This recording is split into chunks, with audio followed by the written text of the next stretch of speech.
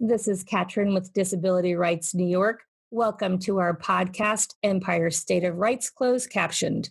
We are here to bring you information on the most relevant topics regarding disability rights and advocacy. Today we welcome DRNY's PAAT, PATBI, and PAVA Program Director, Christy Asbee, and she is joined by Helen Hellmuth, a DRNY Senior Advocate. They're here to discuss voter accessibility and PAVA's advocacy work during the 2020 election. Christy, Helen, thank you so much for joining us today. Thank you. So, Christy, let's start by talking about the 2020 election results.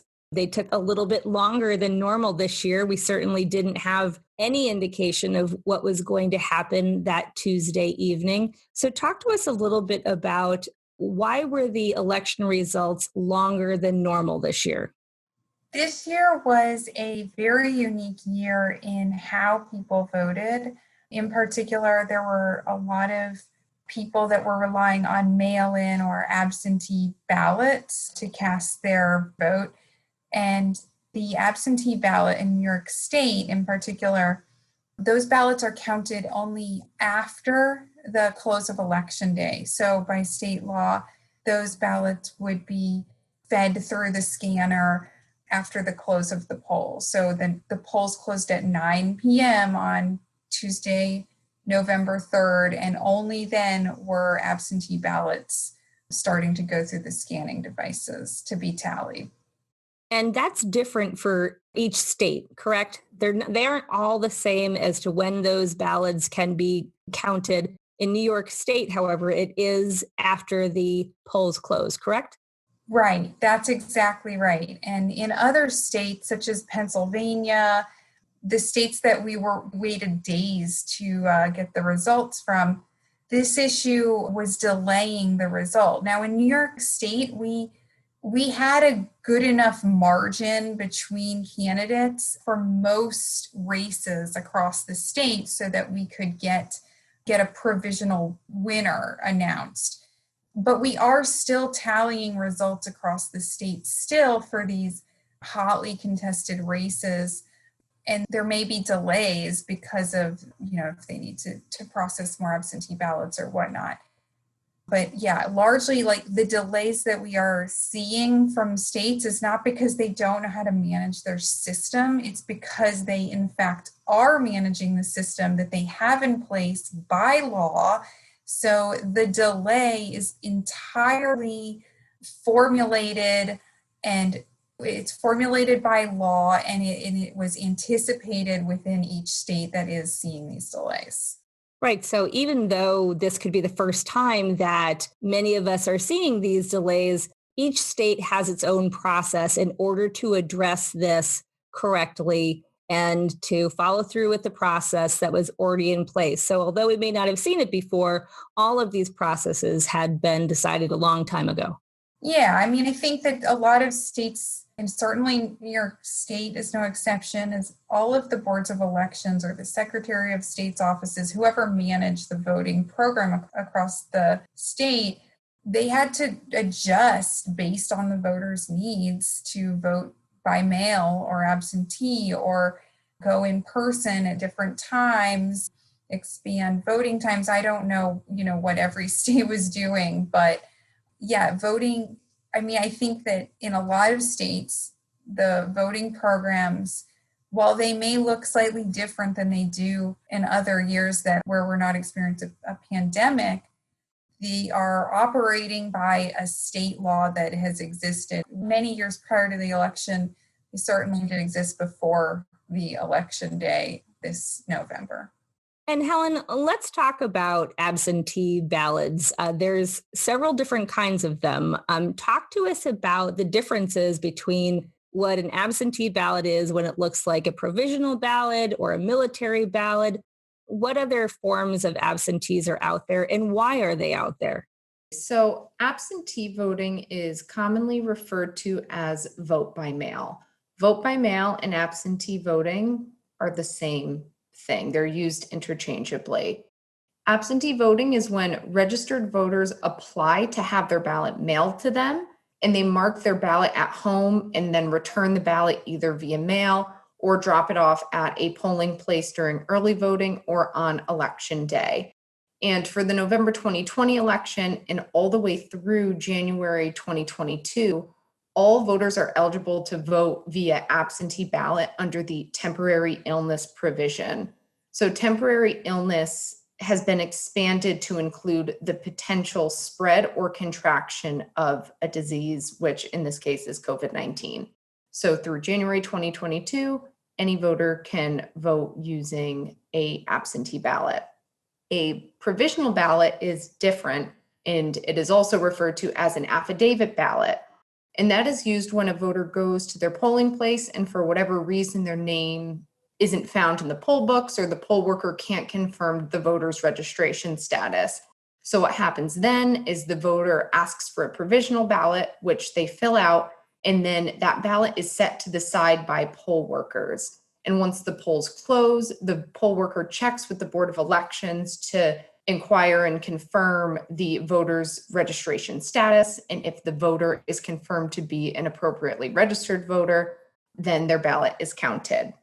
And lastly, a military and overseas ballots are slightly different, and those are cast by overseas members of the military or U.S. citizens living abroad.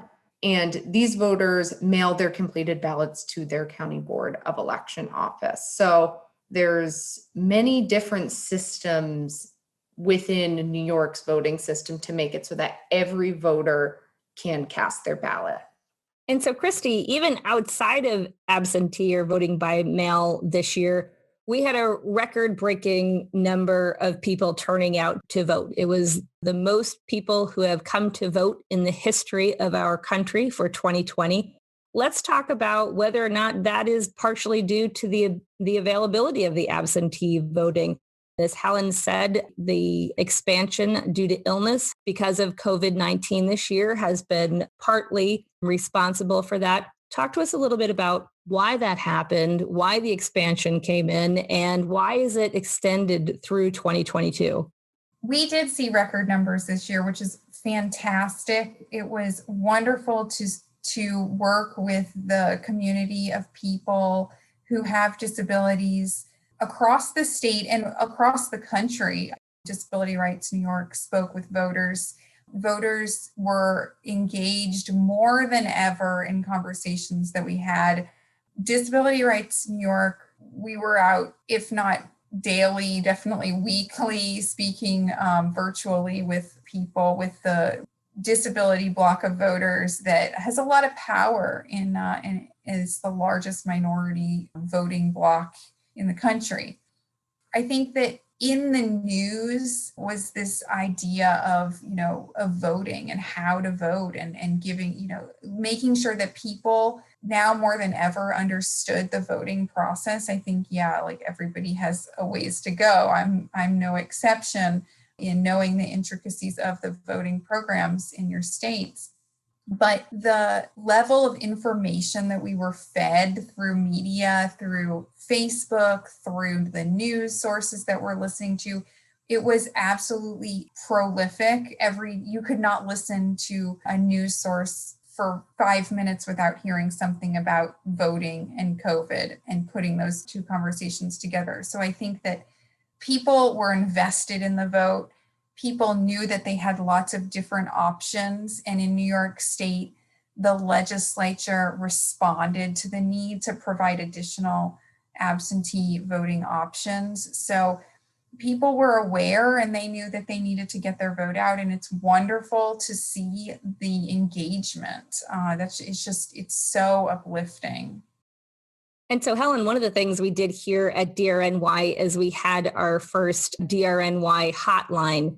So that was a new resource available to voters for this election. Talk to us a little bit about the hotline and what kind of response we saw during Election Day.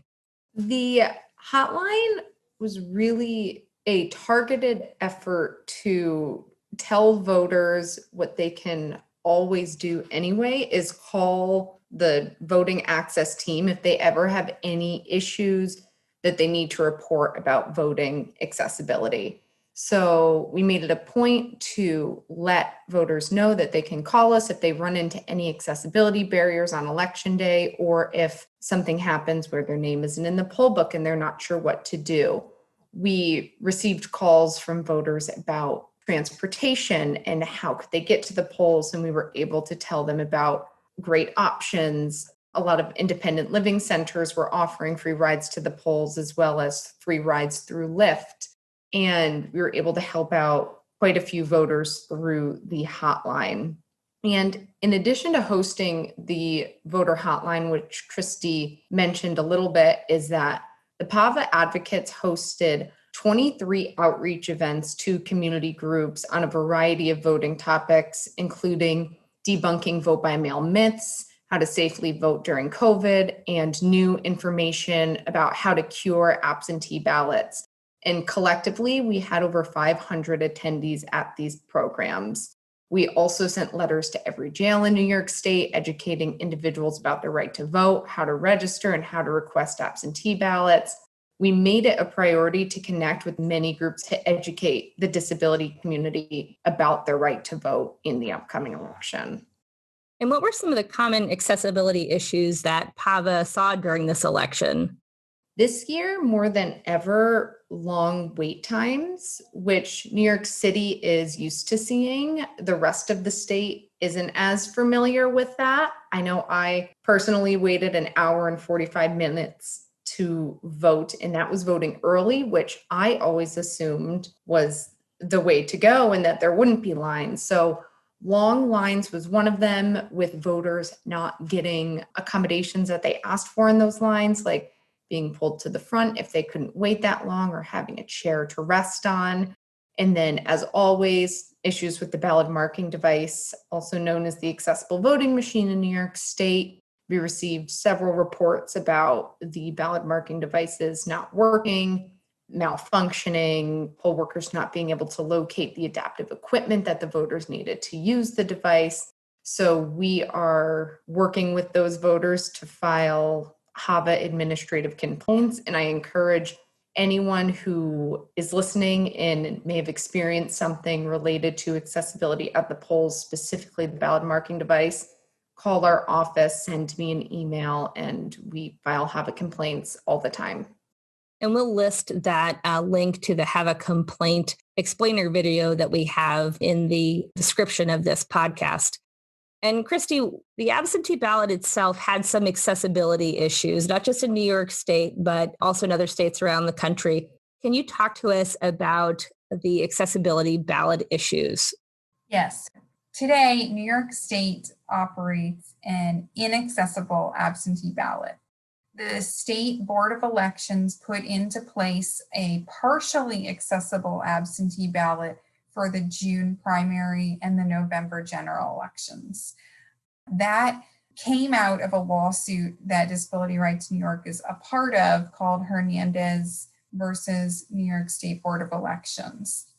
And that lawsuit, we are fighting for people who have what are called print disabilities, and they are unable to access the absentee ballot as it is today.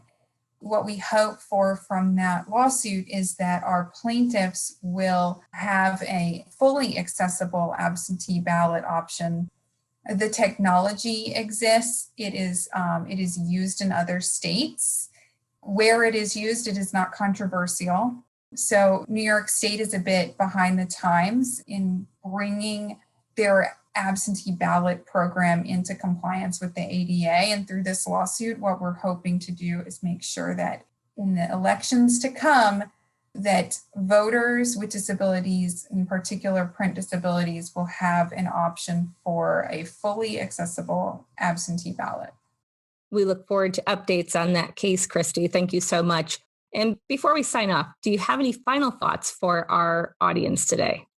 If any voters ever experience anything related to accessibility, the only way that these issues can be addressed is if they are brought to the proper channels, the correct complaints are filed, the correct letters are written, and DRNY, we are here to help with that.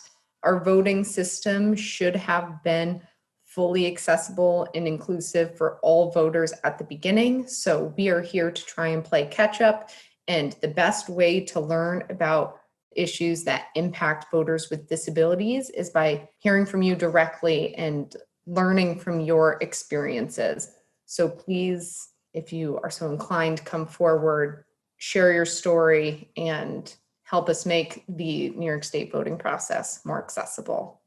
I couldn't have said it better myself.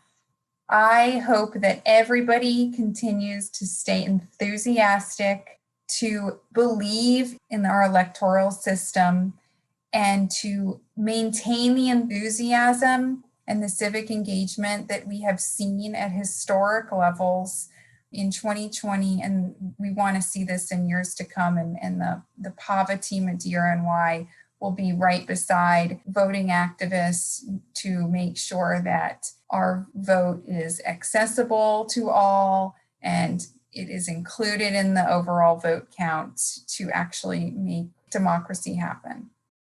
Your singular vote does count. And if you look at how tight some of these races were, that is all you need to see if you ever doubted whether your vote mattered or counted. So your voice and your vote does count. That's great advice. Thank you so much, both of you, for your time today. We look forward to talking to you again at the primaries. Thanks for having us. Empire State of Rights Closed Captioned has been brought to you by Disability Rights New York, your source for disability rights and advocacy. If you enjoyed our program, make sure to subscribe, like, and share this post. If there is a subject you would like us to discuss, please email podcast@drny.org or comment below. Tune in next Wednesday, where we'll bring you more information on disability rights in the state of New York. The closed captioned and ASL version of this podcast is available on our YouTube channel. To listen to more Empire State of Rights closed captioned, follow us on Apple Podcasts and Spotify.